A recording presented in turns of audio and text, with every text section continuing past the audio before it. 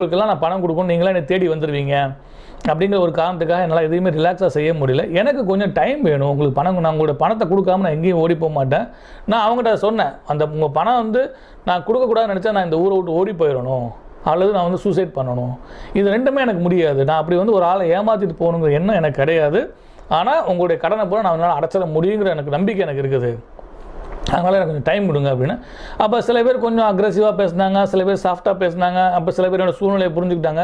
எவ்வளோ டைம் வேணும் அப்படின்னு கேட்டாங்க. நான் என்ன, அதாவது அப்போ வந்து பார்த்தீங்கன்னா 10,000 20,000 தான் இந்த அமௌண்ட் மொத்தமாக சேர்த்து ஒரு 2.5 லட்ச ரூபா இருக்கும், அவ்வளோதான் பணம். அது எனக்கு வந்து 1 வருஷத்துலேருந்து 2 வருஷம் எனக்கு டைம் கொடுங்க. ஆனால் அவ்வளோ எப்படி டைம் கொடுக்க முடியும்னா, எனக்கு நான் இது வந்து மேக்ஸிமம் டைமாக நான் கேட்குறேன். அப்போ அதில் சொன்னார், அப்படி வந்து அந்த டைம் உங்களால் கொடுக்க முடியலன்னா, அப்படி நான் கொடுக்க முடியாமல் இருந்தால் அன்றைக்கி நான் இல்லைன்னு நீங்கள் நினச்சிக்கோங்க.